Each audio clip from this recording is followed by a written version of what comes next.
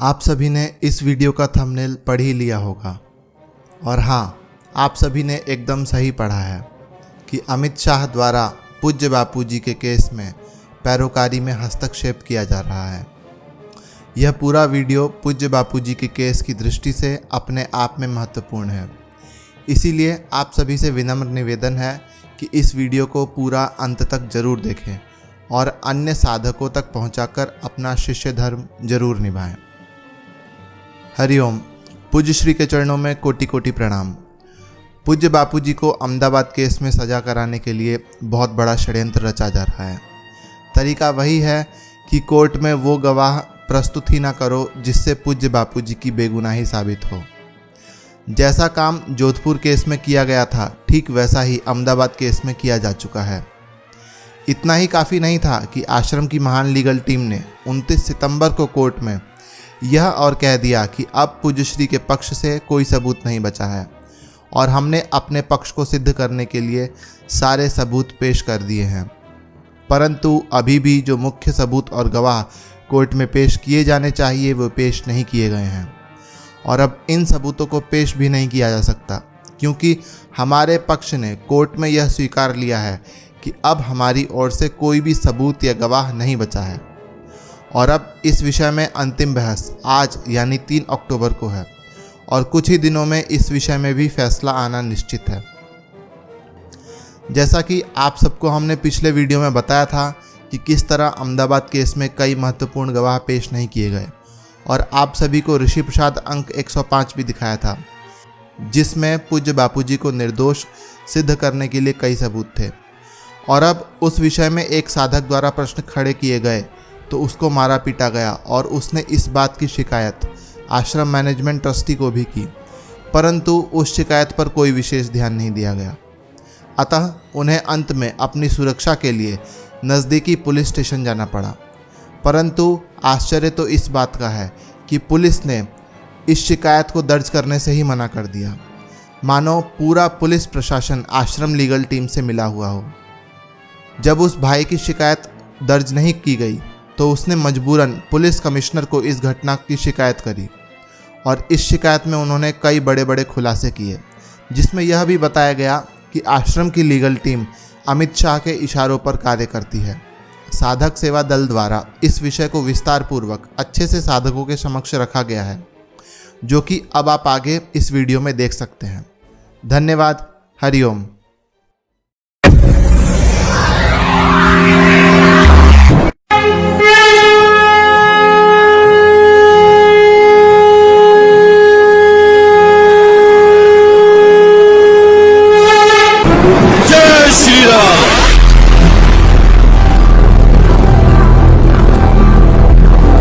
हमारा उद्देश्य सबूतों के साथ गद्दार लीगल टीम और उनके चमचों की पोल खोलना है।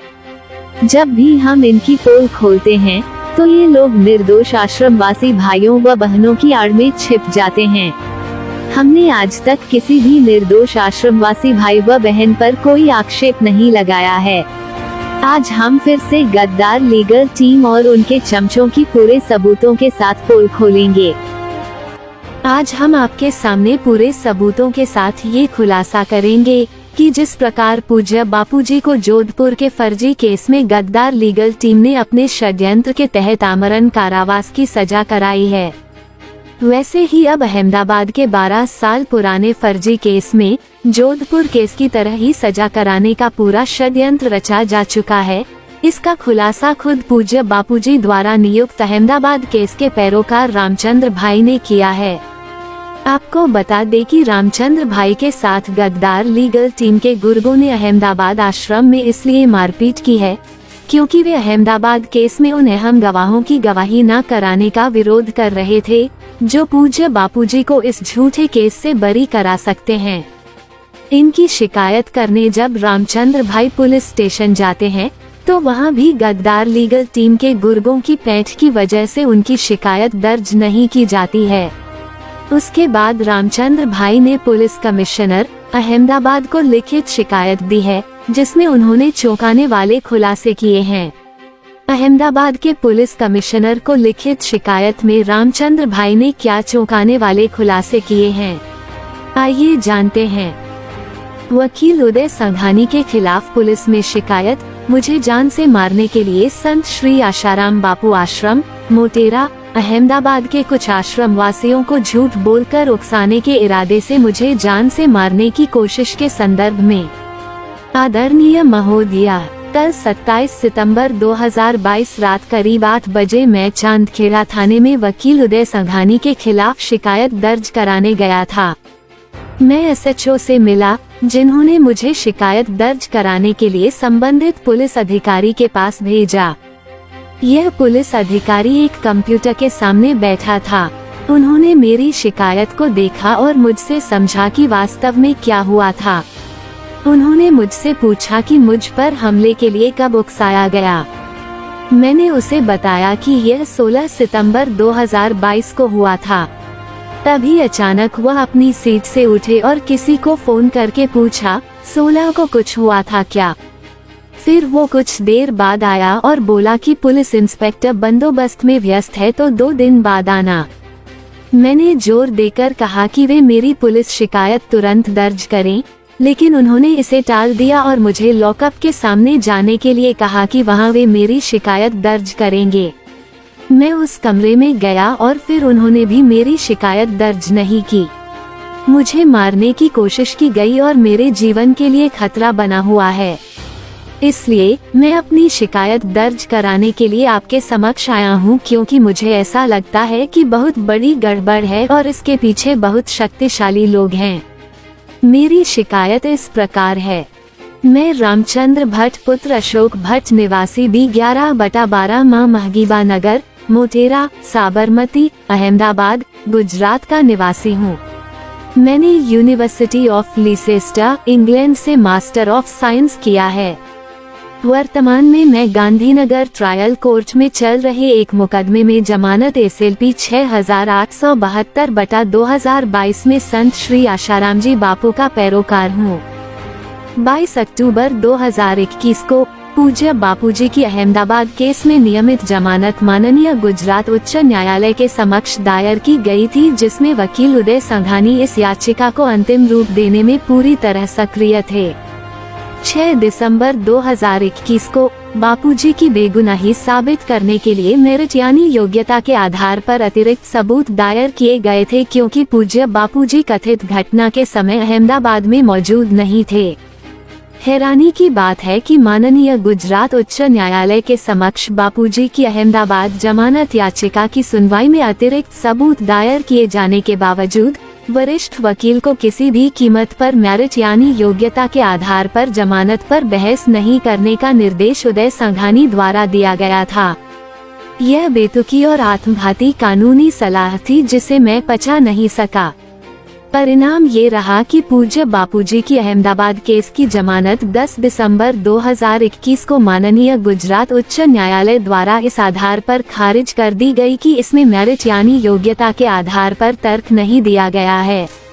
मैंने जब पूछताछ की तो अमित शाह का नाम आया कि उनके निर्देश पर मोटेरा आश्रम लीगल टीम में किसी ने वरिष्ठ वकील को इस तरह के निर्देश दिए थे। संक्षेप में ऐसा लग रहा है कि मोटेरा आश्रम लीगल टीम में गद्दार घुसे हुए हैं। 26 जुलाई 2022 को माननीय सर्वोच्च न्यायालय में बापूजी की नियमित जमानत याचिका दर्ज करने के समय गांधीनगर कोर्ट में पीड़ित पक्ष के गवाह प्रस्तुत किए जा रहे थे। 27 अगस्त 2022 के आसपास पीड़ित पक्ष के गवाहों की गवाही पूरी हुई। 4 अगस्त 2022 को बापूजी के 313 के बयान दर्ज किए गए और मुझे निशांत मोटेरा आश्रम की लीगल ने मौखिक रूप से बताया कि लगभग 10 गवाहों की गवाही हम कोर्ट में कराएंगे। माननीय सर्वोच्च न्यायालय द्वारा दिनांक 10 अगस्त 2022 को बापूजी की नियमित जमानत याचिका में नोटिस जारी किया गया था। 10 अगस्त 2022 की रात को मुझे हमारे गवाहों की सूची प्राप्त हुई, जो अहमदाबाद मुकदमे में प्रस्तुत की गई है।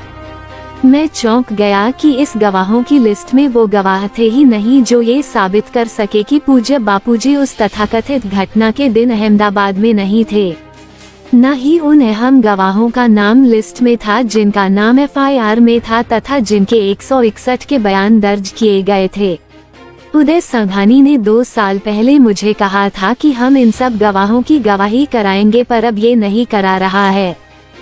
14 अगस्त 2022 को मैंने निशांत मोटेरा आश्रम लीगल से फोन पर बात करने की कोशिश की, लेकिन कुछ गड़बड़ लग रही थी। मैंने ट्रायल के एक्सपर्ट वकीलों से अहमदाबाद केस के कागजात दिखाए और उन्होंने भी हमारे गवाहों की लिस्ट में मुख्य गवाहों की कमी उजागर की। 20 अगस्त 2022 के आसपास में अहमदाबाद केस के ट्रायल के वकील में से एक वकील नितिन गांधी से हमारे अहमदाबाद केस के ट्रायल के मुद्दे पर चर्चा करने के लिए अहमदाबाद के लाल दरवाजा के पास उसके कार्यालय में मिला, जहां उदय संघानी भी कहीं से पहुंच गया। मैंने वकील नितिन गांधी के साथ कुछ चर्चा की और कानूनी कागजात दिए और इस मुद्दे पर चर्चा करने के लिए बाद की तारीख में मिलना तय किया। वहाँ उदय संघानी परेशान दिख रहा थे, लेकिन मुझे समझाने के लिए उसने मुझे बताया कि वे अहमदाबाद ट्रायल के गवाहों की लिस्ट के बारे में चर्चा के लिए तैयार हैं। 14 सितंबर 2022 को मैंने वकील नितिन गांधी के साथ उसके कार्यालय, जो कि अहमदाबाद में लाल दरवाजा के पास फर की लस्सी की दुकान के पास है, वहाँ कुछ गंभीर मुद्दों के बारे में चर्चा की। उनमें से मुख्य मुद्दा था हमारे गवाहों की लिस्ट, जो पूज्य बापूजी को झूठे मनगढ़ंत बलात्कार के मामले में सम्मान सहित रिहाई सुनिश्चित करने के लिए अत्यंत आवश्यक था। 15 सितंबर 2022 को लगभग 8 बजे मैं संत श्री आशाराम बापू आश्रम मोटेरा गया था। मैं वहां आश्रम लीगल टीम के निशांत से वकील नितिन गांधी से हुई मेरी बातचीत के बारे में चर्चा करने गया था। वहां उस समय उदय संघानी भी मौजूद था। चर्चा के दौरान उदय संघानी नहीं चाहता था कि गवाहों की लिस्ट के बारे में कोई बात की जाए और उसने आश्रमवासियों को मेरे खिलाफ भड़काना शुरू किया और आश्रम में रहने वाले कुछ आश्रमवासियों को बुलाया और मुझे दूसरी मंजिल से सीढ़ियों से घसीटते हुए साधक निवास भवन ग्राउंड फ्लोर पर लाया गया। साधक निवास के नीचे जब मैंने आश्रमवासियों को मामले की जानकारी दी तो मामला शांत हुआ, लेकिन इसी बीच यह उदय संघानी आश्रम से बाहर भाग गया। हालांकि आश्रमवासियों को जब मैंने बताया तो उन्होंने भी यह महसूस किया कि गवाहों की लिस्ट पर चर्चा महत्वपूर्ण थी, क्योंकि अहमदाबाद केस बहुत ही अहम पड़ाव पर है। 16 सितंबर 2022 को मैं देर शाम मोटेरा आश्रम में निशांत लीगल टीम से मिलने गया था। निशांत साधक निवास भवन में आश्रमवासी आशीष के कमरे में गया। मैं भी निशांत के पीछे उस कमरे में गया, जहां मैं उन महत्वपूर्ण मुद्दों पर चर्चा करना चाहता था, जिन पर मैंने वकील नितिन गांधी के साथ 14 सितंबर 2022 और 16 सितंबर 2022 को चर्चा की थी। कुछ समय बाद उदय संघानी उस कमरे में दाखिल हुआ जिसमें हम बैठे थे। वह चिल्लाने लगा कि मैं कोई अधिकृत व्यक्ति नहीं हूं और न ही 14 सितंबर 2022 को वकील नितिन गांधी मुझसे मिले थे, न ही उन्होंने अहमदाबाद ट्रायल पर कोई राय दी है। आश्रमवासी आशीष उदय संघानी की बातों में आ गया। हालांकि मैंने उदय संघानी को उसकी बात साबित करने की चुनौती दी। उस समय आशीष ने मुझे नेपाली बोलकर चिल्लाया और कुछ आश्रमवासियों को कमरे के अंदर बुलाया, मुझे जमीन पर घसीटा और मोटेरा आश्रम के मुख्य द्वार के बाहर फेंक दिया। मुझे जमीन पर घसीटते समय मेरे दाहिने कान पर बहुत जोर से मारा गया। मेरे चेहरे पर लात घूंसों से मारा गया तथा खास तौर पर आंखों को निशाना बनाकर मारा गया। जब मैं अगले दिन 17 सितंबर 2022 को मोटेरा आश्रम आया तो राजकुमार एसटीडी भाटी आदि जैसे कई आश्रम वासियों ने देखा कि मेरी बाईं आंख विशेष रूप से पूरी तरह से लाल थी। मेरे दाहिने कान में 4 दिनों से अत्यधिक दर्द के साथ साथ 24 घंटे पस निकल रहा था। 21 सितंबर 2022 को मैं दिल्ली एनसीआर में था और ग्रेटर नोएडा के प्रकाश अस्पताल में अपने कान की जांच कराई। वहां डॉक्टर हितेंद्र ENT विशेषज्ञ ने मुझे सूचित किया कि मेरे कान के पर्दे में एक दर्दनाक छिद्र हो गया है, जिसकी गंभीरता को नहीं बताया जा सकता क्योंकि बैक्टीरिया के संक्रमण के कारण कान के पर्दे पर पस के साथ साथ सूजन आ गई थी। उन्होंने कहा कि लगभग 3 दिनों के एंटीबायोटिक दवाओं के बाद जब सूजन कम हो जाती है तभी वे यह पता लगा पाएंगे कि पर्दे में छेद कितना छोटा या बड़ा है। मैं फिर 22 सितंबर 2022 को अहमदाबाद वापस आ गया। 23 सितंबर 2022 को दाहिने कान में दर्द असहनीय था और मैंने अपना कान अहमदाबाद के नवरंगपुरा के अक्षर ENT अस्पताल को दिखाया। उन्होंने मेरे कान की पस को साफ किया और मुझे फटे हुए पर्दे की तस्वीर दी। उन्होंने भी यही सलाह दी है कि एंटीबायोटिक दवाओं के लगभग 4-5 दिनों के बाद उन्हें यह समझने के लिए कान के पर्दे को देखना होगा कि छेद कितना बड़ा है। कान का दर्द थोड़ा कम हुआ, जिसके बाद मैं सोच रहा था कि मेरे साथ 16 सितंबर 2022 की रात को क्या हुआ था। मुझे मारने के इरादे से मेरे पर हमला किया गया, जिसके पीछे उदय संघानी का हाथ था, जिसने झूठ बोलकर आश्रमवासियों को भड़काकर उनका इस्तेमाल किया। इसके अलावा मोटेरा आश्रम में साधक निवास भवन और उसके आसपास भी CCTV कैमरे हैं। 25 सितंबर 2022 को मैंने आश्रम के प्रबंधक ट्रस्टी भारती काका से 15 सितंबर 2022 और 16 सितंबर 2022 के उस समय में CCTV फुटेज को देने के लिए कहा, जब उदय संघानी मोटेरा आश्रम के साधक निवास भवन में प्रवेश करता है और जब तक कि वो मोटेरा आश्रम से बाहर नहीं निकल जाता। लेकिन मुझे अभी तक CCTV फुटेज नहीं मिले हैं। मैं अधिवक्ता उदय संघानी के खिलाफ आपराधिक कार्रवाई चाहता हूं, क्योंकि इसने झूठ बोलकर आश्रम वासियों को उकसाया। इससे यह साफ हो गया है कि इसकी मंशा गलत है। 28 सितंबर 2022 को मेरे दाहिने कान में अत्यधिक दर्द हुआ, इसलिए मैंने अक्षर ENT अस्पताल का दौरा किया। उन्होंने बताया कि मेरे कान के पर्दे में एक बड़ा छेद है। भाजपा के वरिष्ठ नेता श्री सुब्रमण्यम स्वामी द्वारा ट्विटर पर दिनांक 6 अगस्त 2022 और 17 अगस्त 2022 ने ट्वीट कर बताया कि आश्रम में गद्दार लोग घुस गए हैं, जिनकी तत्काल जांच करना और उनका तत्काल इलाज करने की आवश्यकता है। मैं उदय संघानी के खिलाफ पुलिस कार्रवाई चाहता हूं, जिसने संत श्री आशाराम बापू आश्रम मोटेरा अहमदाबाद के कुछ आश्रम वासियों को झूठ बोलकर इस इरादे से उकसाने का काम किया ताकि वो मुझ पर हमला करें। तो देखा आपने कि किस तरह से गद्दार लीगल टीम के लोग राजनीतिक ताकतों, पुलिस तथा कोर्ट में अहम सबूतों और गवाहों को नहीं लगाकर किस प्रकार से साम दाम दंड भेद की नीति के अनुसार पूज्य गुरुदेव को सजा कराने पर तुले हुए हैं। जिन लोगों को उदय संघानी के बारे में नहीं पता, उनकी जानकारी के लिए हम बता दें कि उदय संघानी अहमदाबाद आश्रम में अखिल भारतीय योग वेदांत सेवा समिति के कार्यालय को संभालता था। इस व्यक्ति ने जोधपुर केस में पूज्य बापूजी पर आरोप लगाने वाली लड़की की ओर से कोर्ट में गवाही भी दी है तथा पूज्य बापूजी को सजा होने के बाद इस व्यक्ति ने शादी कर ली है।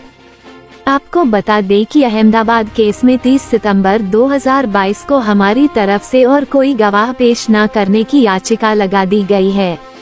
अब जब इन्होंने उन अहम गवाहों को कोर्ट में प्रस्तुत ही नहीं किया है, जिससे पूज्य बापूजी की निर्दोषता साबित हो सके, तो इस केस में क्या परिणाम आने वाला है, उसका अंदाजा आप खुद लगा सकते हैं। आने वाली 3 अक्टूबर को गांधीनगर कोर्ट में फाइनल आर्ग्यूमेंट होना है। अब इस केस में क्या निर्णय आने वाला है, ये आप सभी साधक खुद सोच लें। जिस तरह से हमारा केस लड़ा जा रहा है, ऐसे में पूज्य बापूजी के जेल से बाहर आने की संभावना लगभग ना के बराबर हो गई है और अब तो पूज्य बापूजी को जेल से बाहर उचित आयुर्वेदिक इलाज दिलाने वाली याचिका को भी इस होनहार लीगल टीम के अनपढ़ मुखिया ने अपने षड्यंत्र के तहत सफलतापूर्वक रोक दिया है। हम तो बस तथ्यों सहित आपके सामने अपनी बात को रख सकते हैं। हमारी हालत खुद भगवान श्री कृष्ण की जुबानी सुनिए। जो होने जा रहा है उसे रोकना मेरे वश में भी नहीं है, क्योंकि किसी के कर्म पर तो मेरा अधिकार नहीं है ना। मैं समझा सकता था, मैंने समझाया भी, किंतु जिन्हें समझा रहा था उन्होंने अपने कान बंद कर लिए, जिन्हें मार्गदर्शन करा रहा था उन्होंने अपनी आंखें बंद कर ली। इसलिए है महात्मा, जो हो रहा है उसे देखिए और सहन कीजिए।